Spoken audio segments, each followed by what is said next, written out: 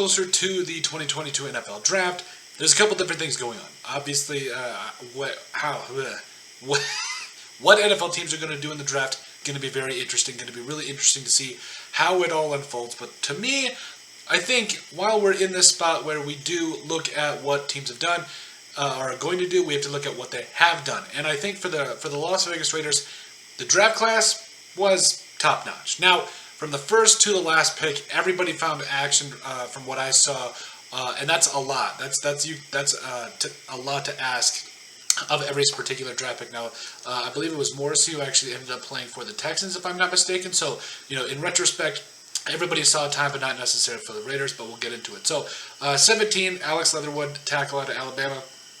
He was one of those guys, when you watched him at the Senior Bowl, he was a guy that you're like, okay, he might struggle at tackle. That was kind of my first thought. But kicking him to guard, if he does struggle, man, and the jury's not out on him. I think Alex Leatherwood can absolutely still be a very good offensive lineman in this league, and plus I think he can do a lot of good things. 6'5", 310. I think he's got athleticism for days. I think he can do a lot of different things. And so even if he just plays on the outside at tackle, in sparing situations, but he's a starter as a quality guard. I think that's a lot. That's something that's going to be really good. I think he's going to be a quality guard, a guy that comes in. He's going to be a perennial Pro Bowler. I do think he has that type of a ceiling. Yes, does he need to get some of the confidence back? Yes, I understand that. But overall, I mean, it's a big jump. The NFL to the college to the actual NFL. Not everybody is prepared for the first year out, but I think Alex Leatherwood could definitely turn it around. In the second round, number 43 overall, Trayvon Moore. I mean, I loved Trayvon Moore. I have said it from the very beginning, from the first time he was going to step on the field. He's a guy that is he's going to make a difference. And he has.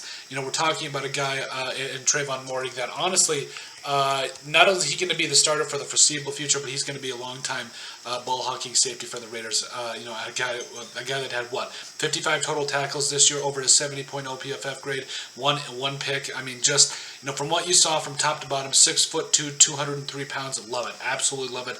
These first two picks, I give the Leatherwood pick a B to start things out with, but Trayvon Moore, I give it an A because I'm really excited to see what he's going to do. In the third round, 79th overall, they got Malcolm Koontz, defensive end or edge rusher out of Buffalo. I have been singing praises for Malcolm Koontz the entire offseason and even during the latter part of this season as well, this last season, because we saw a guy that didn't have a lot of playing time, but when he did get on the field, he was a stud. He was an absolute stud, and I really think that he's going to find a way to get on the football field and be a huge part of this edge rushing class or edge rushing team and room for the Raiders. I think he's got a lot left in the tank, and I think he's going to be, probably start out, probably on the slower edge, probably going to be not getting as much playing time right off the bat. But I mean, when Chandler Jones goes, Malcolm Koontz should be next in line because I think he's going to provide a lot coming off the edge for a long time for the Raiders, and I'm really excited to see what they do. 11 picks later, they got Divine Diablo, one pick later, pick 17 in the third round.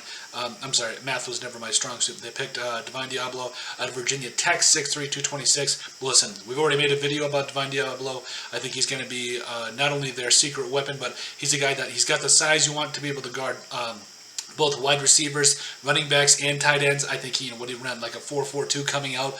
So he's got the size, he's got the speed, he can do a lot of different things. He's going to be a huge piece of this defense for a long time. So you're talking about three starters out of your first four picks. Malcolm Koontz, again, I think is going to get on the field and do a lot of good things. But overall, I mean, you're just looking at this. I mean, you really like the Divine Diablo pick, and he's going to do a lot of good things. So 3 out of 4 guys immediately seeing action on the football field. You absolutely love to see it.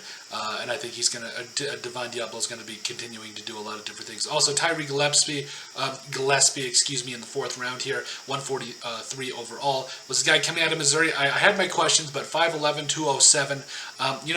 I think he could be kind of a hard-hitting safety. I think he might be able to do a little something later on. Now, obviously, he's behind Jonathan Abram. He's behind his safety and draft mate or draft buddy in Trayvon Moore. Maybe they're not even buddies. I don't know. But overall, Tyree Gillespie, a guy that had, I think is going to have an immediate impact coming up this next year, or have more. He should have more of an impact, we'll put it that. But he had 146 tackles for Missouri in his 4 years there, had a couple of sacks. He doesn't strike me as a ball-hawking guy. He strikes me more as a guy that is going to play more in the middle going to be a hard-hitting safety, and then put Trayvon Moore over the top. Man, you love it. You absolutely love to see it. And I think he's going to continue to do a lot of different things for the Raiders. Then, 5th round, boom.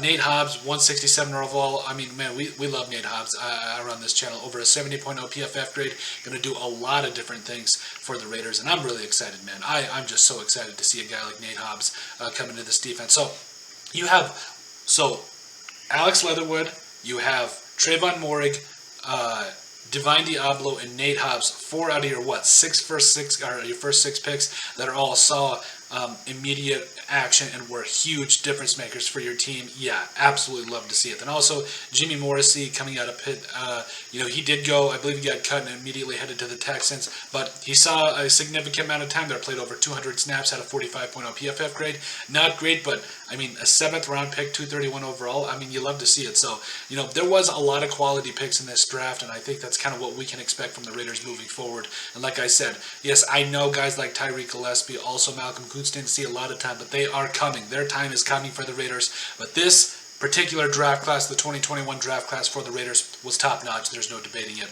And I'm really excited to see what this draft class continues to do to be able to put themselves in that one of the best draft classes of all time conversation, because I think it could potentially be there someday. But let us know what you guys think. Make sure you guys like and subscribe down below. Leave a like and a comment. It helps people find the show. We greatly appreciate all the support that we've gotten and continue to get. You guys are all truthfully awesome, and we love every single one of you.